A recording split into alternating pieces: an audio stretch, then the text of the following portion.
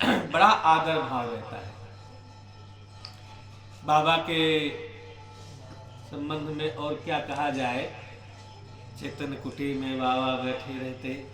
अच्छा, बाबा एकदम असक्त हो गए थे, वृद्धावस्था में नेत्र ज्योति चली गई थी, असमर्थता थी, शिष्य परिकर सेवा करते थे, लेकिन बाबा अपनी प्राचीन जो परंपरा है हमारी, उस परंपरा को ऐसी परिस्थिति में भी नहीं त्यागा। एक बार अपने राम आए बाबा के पास में, दोपहर के समय में। श्री गोपी रमण दास जी सेवा करते थे बाबा की। अब गोपी रमण दास जी भागवत पढ़ते थे, उस समय भागवत अपने राम जी दोनों एक साथ भागवत गुरु जी के यहाँ पढ़े हैं, तो बड़ा स्नेह प्रेम रहा गोपी रमण दास जी से। कभी कभी मिलने आया करते थे, दोपहर में आए मिलने, बैठे रहे। तो बाबा कहते प्रसाद पा के जाना। कहते तो बाबा, हमने उनसे पूछा कहाँ रहते हो, उन्होंने बताया सुदामा के पीछे। अच्छा, कौन द्वारा है? हमने कहा स्वामी श्री अद्भुतानंदाचार्य जी। लश्करी हो कि श्री? मतलब ऐसी परिस्थिति में भी इतना ज्यादा टकसाल का अनुभव। महाराज तो लश्करी है, बड़ी छावनी से है। अच्छा, हमें उस समय ये नहीं पता था कि इस द्वारे में श्री भी है क्या। मैं तो सोचता था ये द्वारा लश्करियों का ही है, इस द्वारे में सब लश्करी होंगे। हमने पूछा था महाराज जी क्या इस द्वारे में श्री भी है? कहते हाँ, पहले श्री वाले थे, लश्करी बाद में बने। अभी तक हमको समाज में घूमे, लेकिन कोई श्री वाले साधु इस द्वारे के मिले नहीं। आपको मिले हो पता नहीं, लेकिन इस द्वारे के श्री वाले साधु में, इस द्वारे में लश्करी ही मिले। लेकिन ये द्वारा तो बड़ा इसमें रहा, बैठे रहे तो प्रसाद पाटेगा अंदर। उस समय श्री गोपी रमण दास जी थाली लेकर के आए, बाबा के पास में रखी। तो बाबा बैठ करके अकेले बैठे हैं प्रसाद पाने के लिए।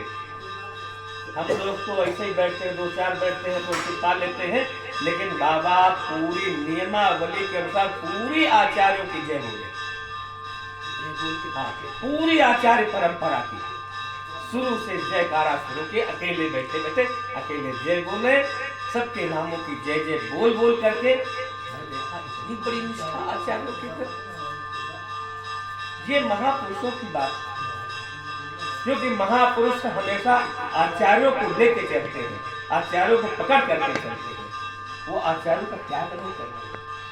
हम लोग को थोड़ा बहुत कुछ प्राप्त हो जाता है तो सबसे पहले आचार्य छूटते हैं, अपने नाम आके गिरते हैं, आचार्य को छोड़ देते हैं, अपना ही वर्चस्व आगे बढ़ाते हैं। लेकिन बाबा ने हमेशा शुरू से संपूर्ण आचार्यों की जय बोले, और जय बोलने के बाद बैठ के प्रसाद पाए। हम भी वहीं बैठे बैठे दर्शन करते रहे। प्रसाद पाने के बाद प्रसाद पा के जाना, बैठ के प्रसाद पाए।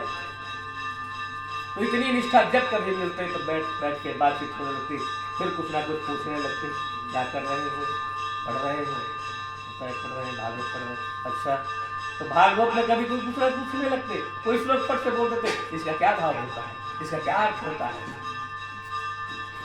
महान विद्वान, ये मानना पड़ेगा उस समय की विद्वता, बाबा की जैसी विद्वता तो देख नहीं करते थे। महान विद्वान, खूब बोलते, खूब विषय पूछा करते थे।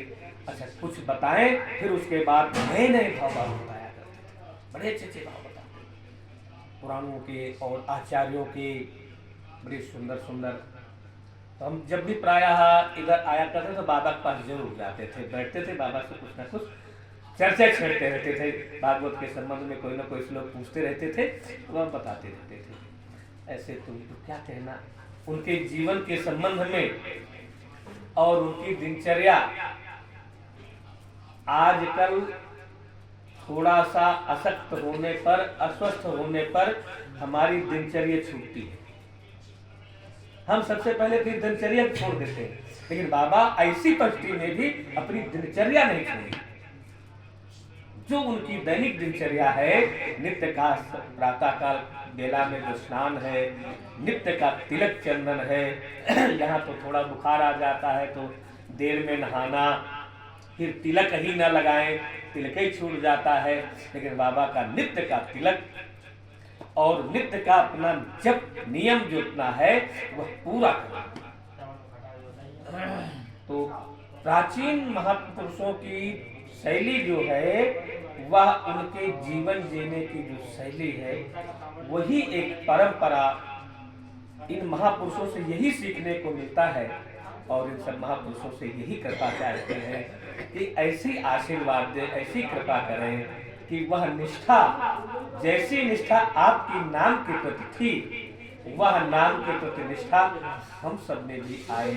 और जीवन में बाबा ने जो नाम जप किया है और खूब सेवा की, सेवा के रूप में कुटिया वाले श्री बड़े महाराज जी,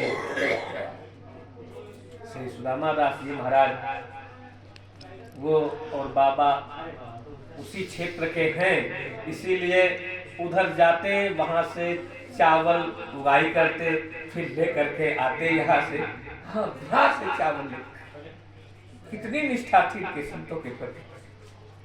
आज यहाँ से लेकर के सेवा करना मुश्किल हो रहा, और उस समय उतनी दूर से ट्रेन में लाद करके लाते थे, और किस तरह से किस परिस्थिति में संतों की सेवा करते थे। इन सबकी बड़ी निष्ठा थी संतों को।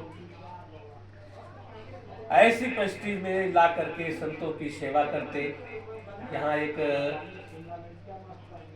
मणिराम छावनी के शिष्य थे महात्मा, उनका भी नाम श्री नवल किशोर दास था, और वो भी उसी क्षेत्र के थे।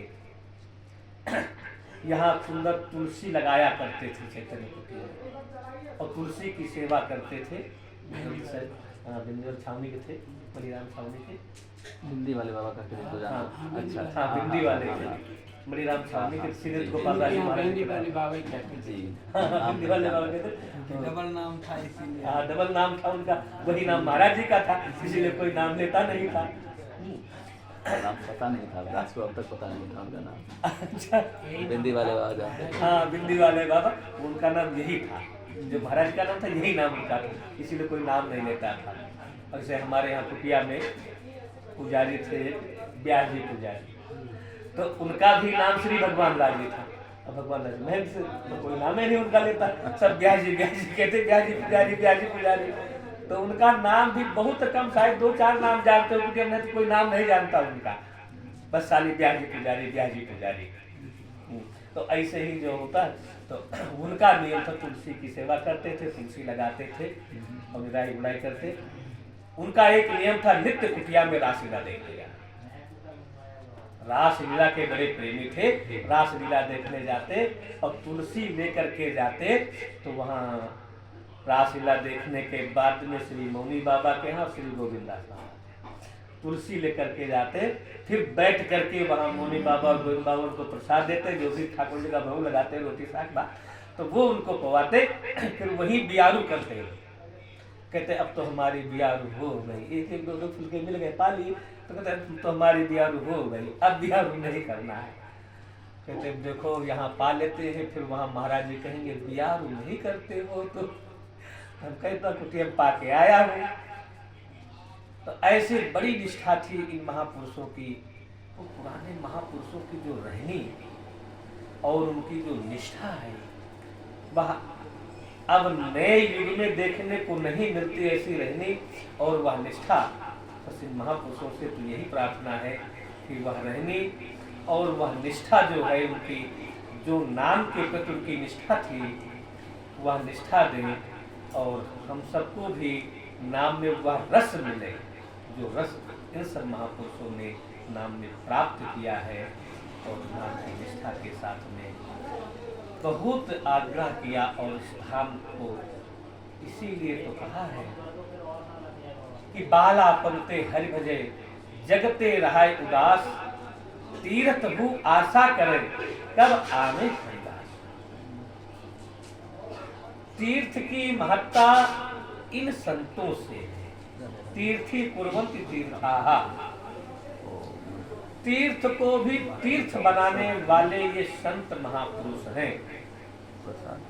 तीर्थ का मतलब पवित्र करना, जो पवित्र करने की शक्ति है उसे तीर्थ कहते हैं।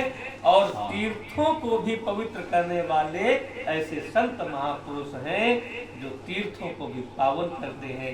इन्हीं के निष्ठा के साथ में, उन्हीं के कर्मों के अनुसार में आज इस तीर्थ की महत्ता बनी हुई है, हम सबकी महत्ता बनी हुई है।